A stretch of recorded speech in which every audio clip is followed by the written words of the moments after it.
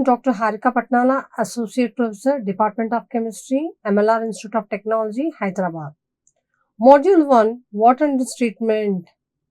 In the previous class, we have discussed about the various boiler troubles: priming, foaming, scales, sludges, their formation and prevention because of various salts. In today's class, we are going to continue one of the boiler trouble is caustic embrittlement. Caustic substances which are formed within the boiler during the softening method. What is this method? Let us see. Caustic embrittlement is the phenomena during which the boiler material becomes brittle due to its accumulation of caustic substances. Accumulation of caustic substances. Because of these caustic materials which are accumulated within the boiler makes the boiler material brittle, which is very weak. How it is possible? Guys, while preparing or while softening of water with the lime soda process, some of the soda is going to form these caustic substances. Guys, if you purify the water with lime soda, that is nothing but soda is nothing but sodium carbonate.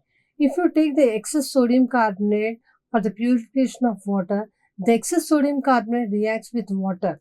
The sodium carbonate which is we have used excess while the purification of water by the lime soda, it reacts with water, gives sodium hydroxide. This is the sodium hydroxide is responsible for the caustic embrittlement. Caustic embrittlement is the phenomenon during which the boiler material becomes brittle, becomes weak due to the accumulation of caustic substance. The caustic substance is NaOH. This is the caustic substance. This type of boiler corrosion is caused by the use of highly alkaline water in the high pressure boilers. If you boil the water continuously at high pressures, so if water is having sodium carbonate, it reacts with water, gives sodium hydroxide. This the sodium hydroxide is responsible for the caustic embrittlement. Let us see this.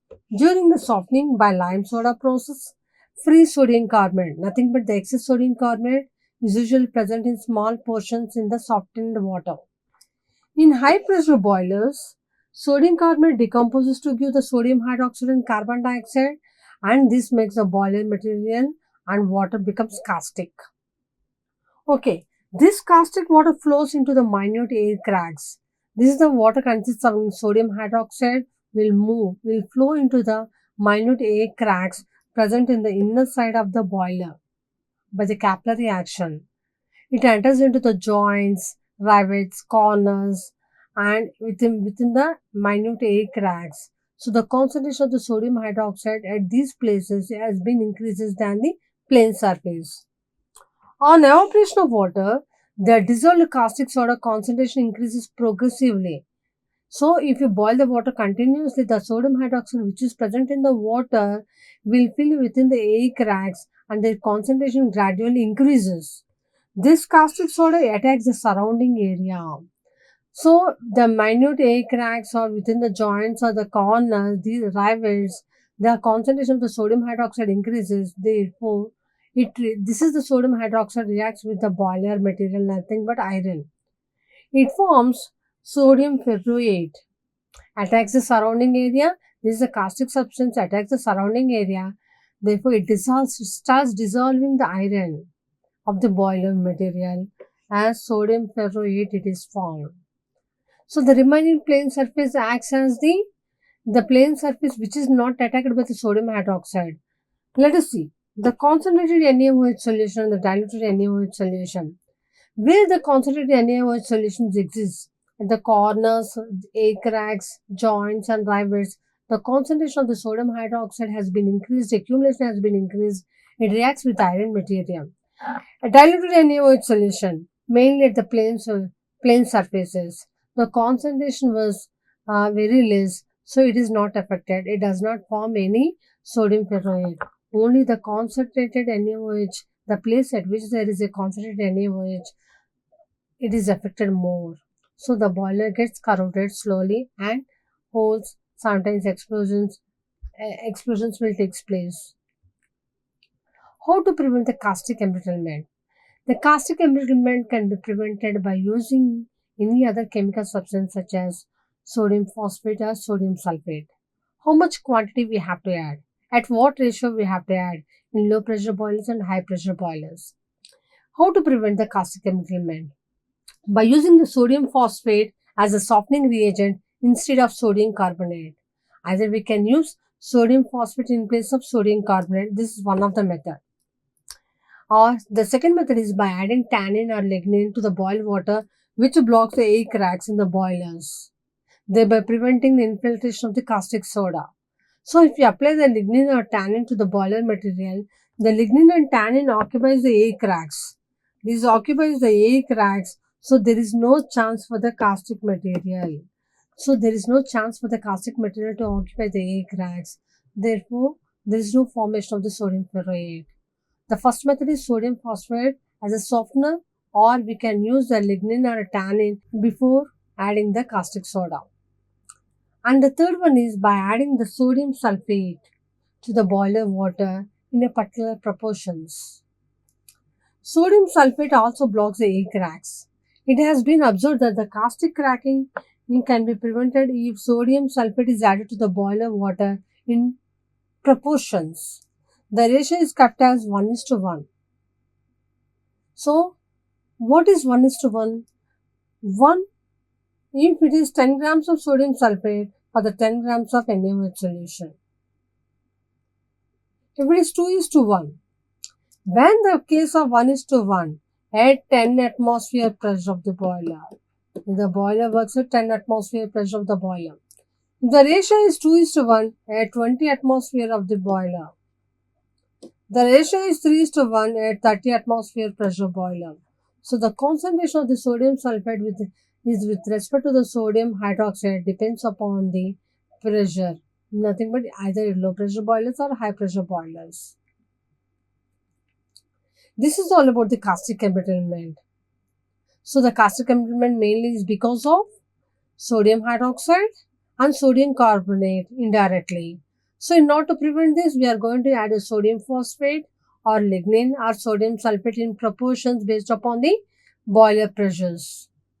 Let us move to the next topic is internal treatment of the boiler water. Treatment of the boiler water is of two types. Either internal treatment and external treatment. One is the internal treatment by adding the chemicals. So, how to remove the scales and sludges? This is the method in which we are going to remove the formation of these scales and sludges. One is the internal treatment. In this process, an ion is prohibited to exhibit its original character by complexing or converting into the most stable soluble salts. So, the ions which are leads to the hardness causing salts, which forms hard scales. The formation of hard scales can be prevented by making these ions to form in a complexing or converting into the most stable soluble salt by adding appropriate reagents. Scales are removed by the blowdown operation. One of the internal treatment methods are colloidal conditioning. Mainly it is applied in low pressure boilers. Scales formation can be avoided. In low pressure boilers, scales formation can be avoided by adding organic substances like kerosene, tannin, agar-agar. If you apply the kerosene or tannin to the boiler material, the salts which are converted into the scales or hard scales becomes loose scales and loose sludges, slippery. It does not stick to the boiler material because before we are applying the kerosene and tannin and agar-agar, which gets coated on the scales, thereby yielding non-sticky and loose deposits. The scales which are formed non-sticky, which can be easily removed by the blowdown operation. Let us take the one more internal treatment is phosphate conditioning. In high pressure boilers, scales formation can be avoided by adding sodium phosphate. If you take the sodium phosphate, Na3PO4, which reacts with the hardness of water forming non-adherent, easily removable soft sludge. We know that the calcium chloride is responsible for these sludges which stick. So, the formation of sludges, loose sludges, Easily, the sludge, which is a non-adherent, easily removed by using sodium phosphate, which gives the calcium phosphate, which is a non-adherent sludge. Non-adherent sludge, which can be easily removed, along with the byproduct is sodium chloride. And let us see the one more internal treatment is carbonate conditioning. In low pressure boilers, it has been used. The scales formation can be avoided by using sodium carbonate. If we use the sodium carbonate, the calcium sulfate, which is the one of the hardness causing salt which is present in the water, gives the calcium carbonate, which can be easily removed. The calcium carbonate, which is easily removed, soft sludge. So the calcium sulfate, which is present in the water, reacts with the sodium carbonate, whatever we have added. It gives calcium carbonate, which is easily removed. The calcium sulfate, which forms the hard scale. So, not to prevent the formation of the hard scale, we are going to add the sodium carbonate. So, the calcium sulfate reacts with sodium carbonate, gives calcium carbonate, which gives a loose sludge which can be easily removed, and the sodium sulfate was the byproduct which can be easily removed. And one of the method is Kalgan conditioning. It can be used in both in low pressure boilers and high pressure boilers. Kalgan is a trade name, is nothing but sodium hexametaphosphate. Sodium hexametaphosphate Na2Na4 PO3 6 times. This is a Kalgan reacts with calcium ions. It forms a soluble complex and prevents the scales and sludge formation.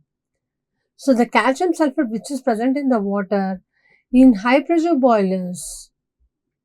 In low pressure boilers, the calcium sulfate can be removed by using the sodium carbonate. But in high pressure boilers, we cannot be done with sodium carbonate. We are going to use the Kalgan.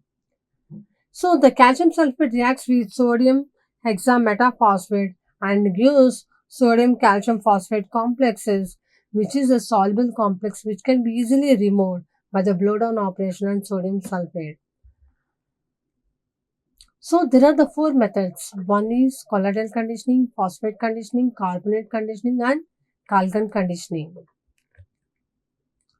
In today's class, we have come across one of the boiler troubles. One of the boiler trouble is caustic embrittlement,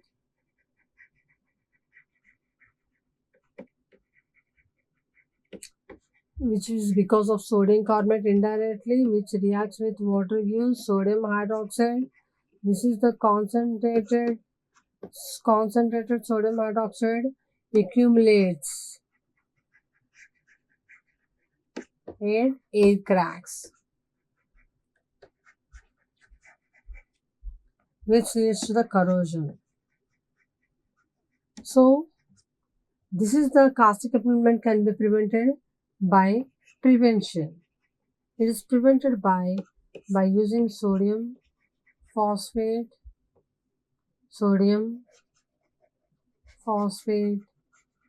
tannin, lignin, or sodium sulfate. Maintaining in 1:1, 2:1, 3:1. Sodium sulfate it depends upon the sodium hydroxide concentrations. At 10 atmosphere boiler, 20 atmosphere boiler, and 30 atmosphere boiler. The concentrations are maintained according to the pressures of the boiler. In 10 atmosphere pressures, it is 1:1. In 20 atmosphere pressure, it is 2:1. And 30 atmosphere pressure, it is 3:1. And the last topic we have come across is internal treatment. Internal treatment. In the internal treatment, we have seen the first one is colloidal conditioning. Within the colloidal conditioning, we are adding the kerosene, tannin, or lignin, which was coated onto the inner walls of the boiler, which gives non-adherent scales and sludges. And second one is carbonate conditioning, where we are going to use the sodium carbonate. All these are the conditionings. carbonate conditioning, we are going to add the sodium carbonate. And third one is phosphate conditioning, we are going to add the sodium phosphate. And the fourth one is it can be used in both in high pressure and low pressure boilers in order to remove the calcium sulfate. That is one is called Kalgan conditioning sodium hexametaphosphate. It can be used in low pressure and high pressure boilers. It forms a complex with calcium ions of calcium sulfate and gives the sludges and soft scales which can be easily removed by the blowdown operation. In the next class, we are going to discuss about the external treatments of water ion exchange process. Thank you.